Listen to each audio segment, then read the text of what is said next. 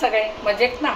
आज ऋषीपंचमी आहे आणि ऋषीपंचमीला उपवास केले जातात. वेगवेगळ्या प्रांतातून आपले ऋषीपंचमीचा उपवास करतात आणि त्यासाठी वेगवेगळ्या पद्धतीचे वेगवेगळ्या तऱ्हेची भाज्या आणि त्याला लागणारे उपवासाचे जे काही पदार्थ असतात ते वेगवेगळ्या पद्धतीने केले जातात. तर मी आज तशीच तुम्हाला एक उपवासाची भाजी आणि त्याला लागणारं जे काही आहे पदार्थ ते मी तुम्हाला करून दाखवणार आहे. तर चला आपण आधी प्रथम बघूया त्याला काय काय साहित्य लागतंय ते. तर मी आज तुम्हाला उपवासाची म्हणजे ऋषीपंचमीची ज्या दिवशी करणारी उपवासाची भाजी करून दाखवणार आहे. तर त्याला लागणार आहे मला भेंडी, दुध्या, ढोबळी मिरची, पडवळ, लाल भोपळा, हिरवी मिरची, आलं, मीठ आणि साजूक तूप. उपवासाच्या दिवशी आपण साधारण तेलाचा वापर करत नाही, साजूक तूपच वापरलं जातं. तर हे साजूक तूप आहे, सात्विक आहार म्हणतात त्याला, म्हणून मग साजूक तुपाचा वापर केला जातो. तर अशा पद्धतीने ही भाजीची तयारी झाली. आता अजून एक आणखीन पदार्थ करणार आहे, तो म्हणजे ताकातलं अळू.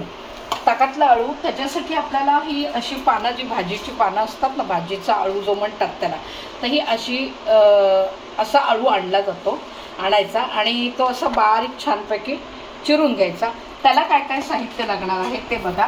त्याला लागणार आहे आपल्याला मिरची आणि जरा अळूला खाज असते, खाजाळू असतं ते, तर खाज लागू नये म्हणून आपल्याला खाज त्याची काढून टाकावी लागते शिजवताना. तर त्याच्यासाठी मला चिंचेचं कोळ लागणार आहे. तर आता ते कसं करायचं तर मी तुम्हाला पुढे दाखवतेच आहे. आणि त्यालाही आपल्याला साजूक तूप, मीठ हे लागणार आहे. आणि सात्विक आहार म्हणून थाळी करणार आहोत जेवणाची, जी उपवासाची आहे. तर त्याच्यात उपवासाचेच पदार्थ हवेत म्हणून मग लाल भोपळ्याचं भरीतही करून दाखवणार आहे. ह्या भरताला आपल्याला दही लागणार आहे, दाण्याचं कूट लागेल आणि साजूक तूप आणि जिऱ्याची फोडणी. यालाही सगळ्याला आपल्याला साजूक तुपाबरोबर म्हणजे फोडणी जी घालणार आपण त्याला सगळ्याला जिऱ्याचाच वापर केला जाणार. बाकी मोहरी वगैरे ह्याला लागत नाही, कारण उपवासाचं असतं म्हणून. तर चला मग करूया आपण पुढच्या तयारीला. आणि अजून एक कारण उपवास म्हटल्यानंतर आपण तांदूळ नक्कीच खात नाही, भात तर खात नाही. मग त्याच्यासाठी भात कुठला करायचा तर भगरीचा भात केला जातो, म्हणजे त्याला वरीचे तांदूळही म्हणतात. तर ही अशी भगर मी आणलेली, त्याचाही भात बनणार आहे. आणि पुढे अजून काय काय बनवणार आहे ते मी पुढे दाखवीनच तुम्हाला. चला आता आपण पुढच्या तयारीला लागूया. तर आपल्याला भगरीचा भात आधी मी बनवते आहे. तर त्याच्यासाठी आपल्याला भगर लागणार आहे. तर ती आधी भाजून घ्यायची आहे. तर त्याचं प्रमाण सांगते तुम्हाला. आपल्याला साधारण 4 माणसांसाठी जर भात बनवायचा आहे तर आपल्याला 1 वाटीभर ही भगर लागते. तर ही आपण आता ह्याच्यात भाजून घेणार आहोत. भगर अशासाठी भाजायची की भाजल्यावरती ती जरा म्हणजे तो जो भात शिजतो तो मोकळा होतो चांगला. न भाजता जर तुम्ही तसंच जर भात तो शिजवला भगरीचा तर अगदी तो चिकट होतो. म्हणून तसं नको व्हायला म्हणून आपण ती भाजूनच घ्यायची. आणि भाजल्यामुळे काय होतं त्या भगरीच्या म्हणजे त्या भाताला ना चवही फार छान लागते. बघा आता भगर आपली ही भाजत आली. भगर भाजली ना की अशी पांढरी दिसते, त्याचा रंग बदलायला लागतो, म्हणजे ही भाजली गेली छान चांगली. आता याला आपण पातेल्यात बाहेरच शिजवणार आहोत. आता मी ते भगर बाजूला काढली, ती भाजून झाली आहे. तर इथे पातेलं ठेवायचं आहे आणि त्याच्यामध्ये साजूक तूप आपल्याला घालायचं आहे. तर हे साजूक तूप मी इथे घातलेलं आहे.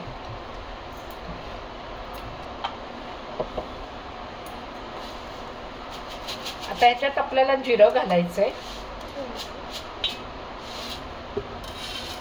आणि जिरं चांगलं तडतडलं की मग आपल्याला याच्यामध्ये ती भगर म्हणजे हे पाणी ओतायचं त्याच्यात.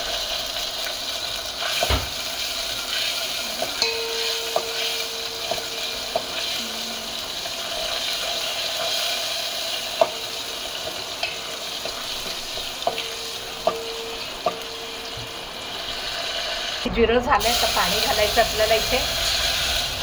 ते पाण्याला ना उकळी येऊ द्यायची छान.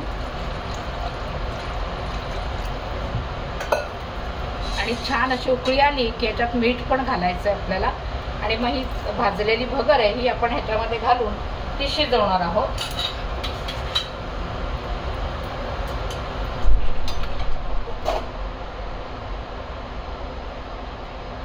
आता इथे आपण पाणी उकळत आहे तोपर्यंत आपण पुढची तयारी अजून करूया.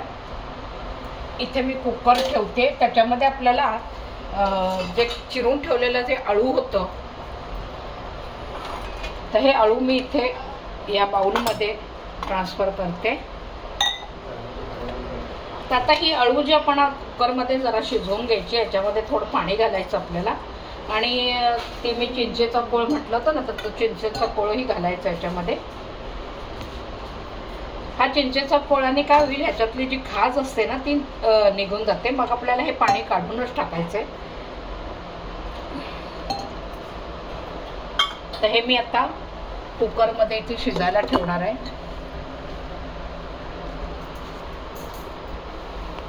तर ह्याच्यात मी आता हे अळू असं शिजायला ठेवलंय. आणि मी भोपळ्याचं भरीत करणार आहे म्हटल्यावर ती भोपळाही याच्यामध्येच कुकरमध्ये मी शिजवून घेते.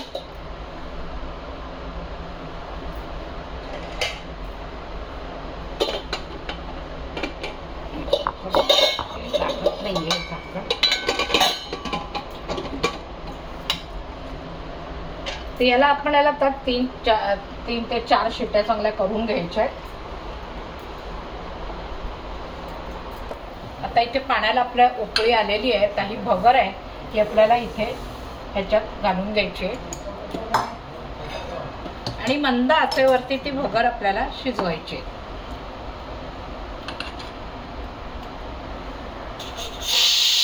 इथे आपल्याला मीठ घालायचं. मीठ घालते. मीठ बेतानीच घालायचं नाही तर खारट होईल जास्त.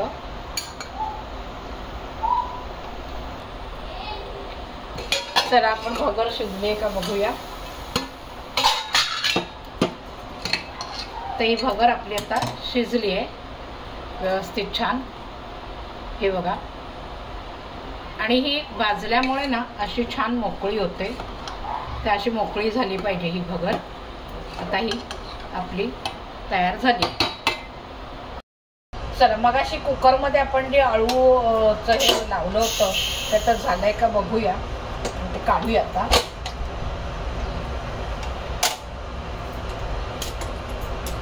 चला हा भोपळा पण आपला आता शिजलाय व्यवस्थित.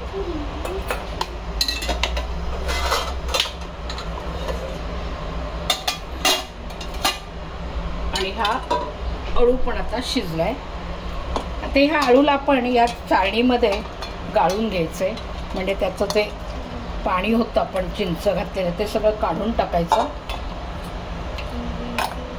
आणि हे फेकून द्यायचं. कारण हे पाणी काही कामाचं नाही आपल्याला. आता आपल्याला हा अळू आहे ना याच्यामध्ये जे पाणी हे असं दाबून दाबून आपल्याला काढून टाकायचंय. जितकं निघेल तितकं काढूनच टाकायचं ते.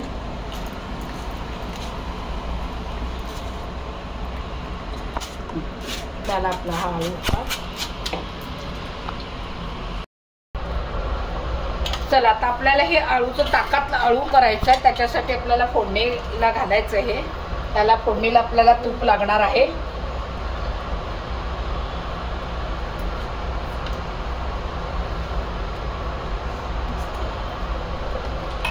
तर तूप तापलं की आपण त्याच्यामध्ये जिरं घालणार आहोत. आता तूप आपल्या इथे तापलेलं आहे. आपल्याला याच्यामध्ये जिरं घालायचंय. त्याच्यात आपल्याला मिरच्या घालायच्या आहेत. मिरच्या जराशा परतवून झाल्या की आपण हे अळू जे शिजलेलं आहे हे त्याच्यात घालणार आहोत. आता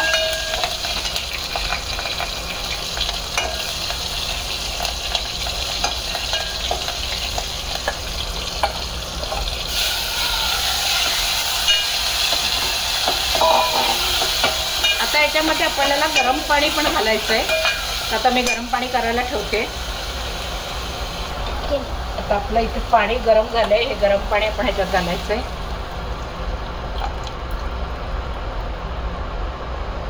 आणि आता याच्यामध्ये दाण्याचं कूट आपल्याला लागणार आहे. आपण दाण्याचं कूट घालायचं आहे, मीठ घालायचं आहे. मीठ घालायचं राहिले, मीठ घालते आधी, मग दाण्याचं कूट घालूया.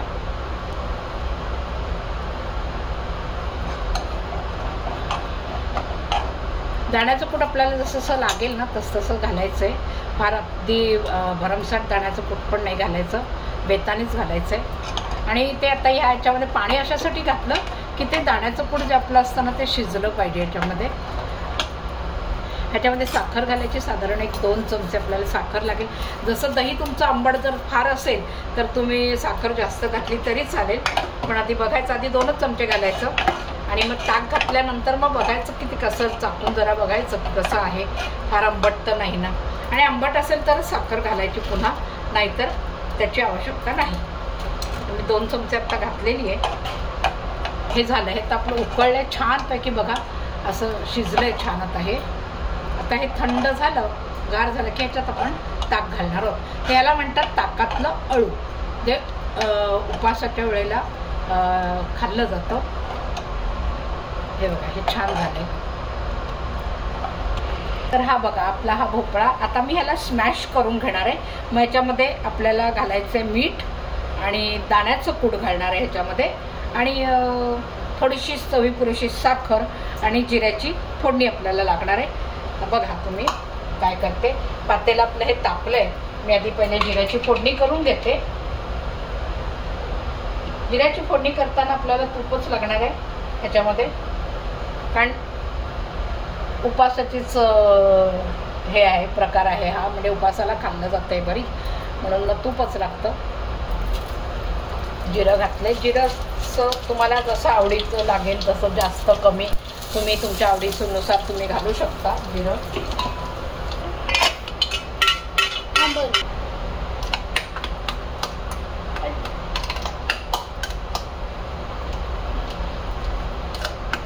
आता या भरताला आपल्याला ना ओलं तिखट लागणार आहे. ओलं तिखट करून ठेवलं होतं मी, ते थोडंसं ओलं तिखट घालायचं आहे म्हणजे त्याला जरा तिखटपणा येईल. आणि आता मीठ घालायचं याच्यामध्ये, थोडीशी साखर चवी पुरेशी,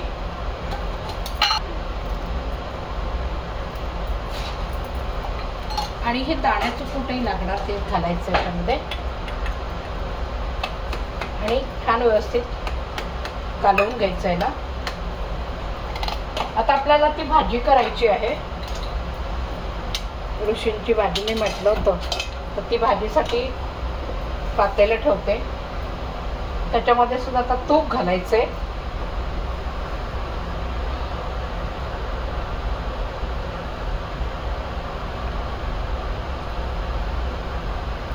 तूप तापलं की ह्याच्यात सुद्धा आपल्याला जिरं घालावं लागणार आहे. तर तूप आपलं तापलेलं आहे, जिरं घालायचं याच्यामध्ये. जिरं तडतडलं की मग मिरच्या घालायच्या. मिरच्या तडतडल्या की मग पुढची तयारी.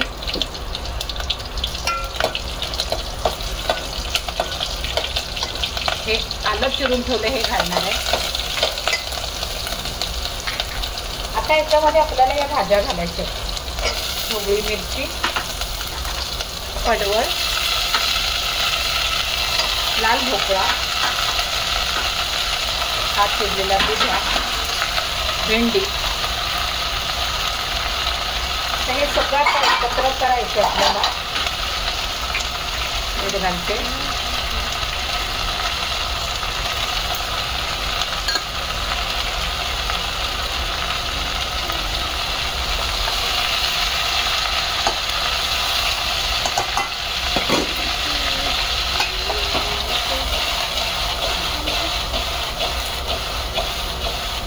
असं छान सगळीकडनं असं परतून घ्यायचं आहे त्याला, खालीवर करून व्यवस्थित.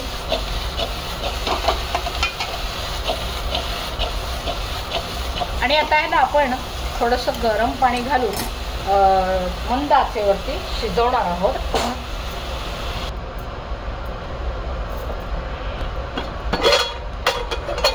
याच्यात आपण भेंडी घातलीत ना, तर त्याला जो काही शेंबटपणा येतो, चिकट असते भेंडी, तर तो जाण्यासाठी आपल्याला इथे आमसुलं घालायचे. आमसुरं घातली ना की याचा जो शेंबरटपणा आहे तो जरा कमी होईल. आता मंद आचेवरती याला 5-7 मिनिटं आपल्याला ही शिजवून घ्यायची आहे. चला आता ही भाजी बघा शिजलेली आहे. आता ह्याच्यात पण आपल्याला दाण्याचं कूट घालायचं आहे. दाण्याचं कूट बाकी सगळ्यात घालावं लागतं, त्याशिवाय जिन्नसाला चव येत नाही, टेस्ट येत नाही. सगळीकडे दाण्याचं कूट हे हवंच. आता हे दाण्याचं कूट घातलंय, त्याला परत 1-2 मिनिटं आपण थोडंसं मंद आचेवरती शिजून घेणार आहोत. काय भरीचे आपण कालवलं त्याच्यामध्ये आपल्याला दही घालायचंय.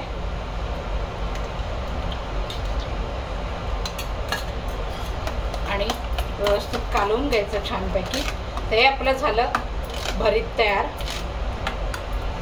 आणि ही ती ताकातली अळू केली होती, हे पण आता गार झाली. आता आपल्याला याच्यामध्ये ताक घालायला हरकत नाही. ताक घालायचंय.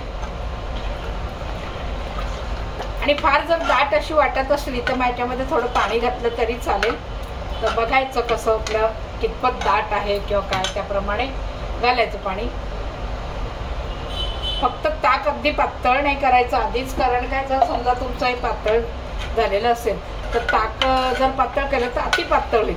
ते दाट ठेवायचं आणि मग लागला तर मग वरनं आपल्याला पाणी आपण जसं पाहिजे तसं पातळ करू शकतो आपण. तेही झाली ताकातली अळू तयार. आता आपल्याला भगरीच्या पिठाच्या भाकऱ्या करायच्या. त्यासाठी आपल्याला भगरीचं असं पीठ लागणार आहे, ज्वारीचे तांदूळ म्हणतो ना त्याचं पीठ. आणि त्याला लागणार आहे पीठ आणि थोडंसं तूप लागणार आहे. तर आपण त्याच्यासाठी उकड काढून घ्यायची आहे. तर उकडीसाठी आपल्याला पाणी लागतं. मी पातेलं ठेवलेलंच आहे, तर पातेल्यात आता पाणी घालायचं आहे. तर जितकं आपलं पीठ असेल ना त्याप्रमाणे त्याच्या साधारण 1.5 पट पाणी लागतं आपल्याला. थोडं थोडंच घालायचं पाणी, दुसरं आपल्याला तापवून ठेवून द्यायचं. मग लागलं तर वरनं घालता येतं आपल्याला, पण जास्त घालायचं नाही. बघायचं कारण काय भगर कितपत फुगते पीठ ते बघायचं, त्याप्रमाणे घालता येतं. तर आता थोडंसं पण तूप घालणार आहोत ह्याच्यामध्ये. आता याला उकळी आली की मग आपण ह्याच्यामध्ये हे भगरीचं पीठ घालायचं. तरी पाण्याला तर उकळी आलेली आहे. आता ह्याच्यात आपल्याला मीठ घालायचं आहे. आणि मग ही भगर आपल्याला पीठ जे आहे हे केलेलं ते पीठ आपल्याला ह्याच्यामध्ये घालायचं आहे. आणि जसं पण तांदळाच्या पिठीची उकड जशी काढतो तशीच आपल्याला उकड करून घ्यायची आहे याला. तर आता ही झाकून ठेवायची आपल्याला. 1 मिनिट आपल्याला वाफ आणायची आहे. 1 मिनिट झाले, वाफ आलेली आहे. तर गॅस बंद करायचा आहे आणि 5 मिनिटं पुन्हा झाकून ठेवायचं. तर आता 5 मिनिटं आपली झालेली आहे. आणि आता आपण ह्याला गरम गरमच स्मॅशरनी चांगली मळून घेणार आहोत. आधी स्मॅशरनीच चांगलं हे करून घ्यायचं, कारण गरम गरम ह्याच्यात हात घालता येत नाही आपल्याला. जे आपण उकड काढलेली आहे तर ही आपल्याला छान अशी व्यवस्थित मळून घ्यायची. आणि ती गरम गरमच मळावी लागते. जर गार झाल्यावर मळली तर त्याच्या गुठळ्या राहतील, म्हणून आपल्याला छान मळून घ्यायची आहे. आता आपल्याला भाकऱ्या करताना ना पीठ जसं गोळा घेऊन घेऊन मळून झालं की मगच भाकरी बनवायची. प्रत्येक वेळेला मळावं लागेल आपल्याला.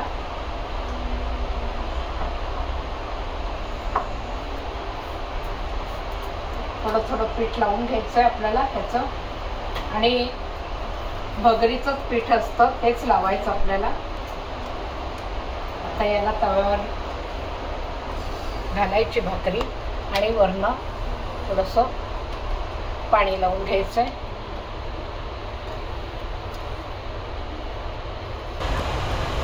हे बघा अशा छान भाकऱ्या फुगतात. ताई पण फुगलेली छान फुगून येतात. व्यवस्थित अशी भाजायची आणि मग ह्याला आपण साजूक तूप लावायचं आहे. तर ह्या आता आपल्या अशा भाकऱ्या झालेल्या आहेत. हे असं ताट वाढलेलं आहे. तर आता हे आपल्याला बाप्पाला नैवेद्य दाखवायचं आहे. सात्विक थाळी तयार आहे. आणि या भाकऱ्या कशा नरम होतात ह्या बघा. छान मऊसूत भाकरी होते तयार. तर बघा तुम्ही पण करून या पद्धतीने सात्विक आहार आणि बाप्पाला नैवेद्य दाखवा. आणि मला व्हिडिओ आवडल्यास कमेंट्स बॉक्समध्ये तुमचे रिप्लाय मला नक्की द्या. आणि सबस्क्राईब करा, शेअर करा, लाईक करा आणि पुढचे व्हिडिओ बघायला रेडी राहा. आलेच मी पुढचा व्हिडिओ घेऊन. बाय.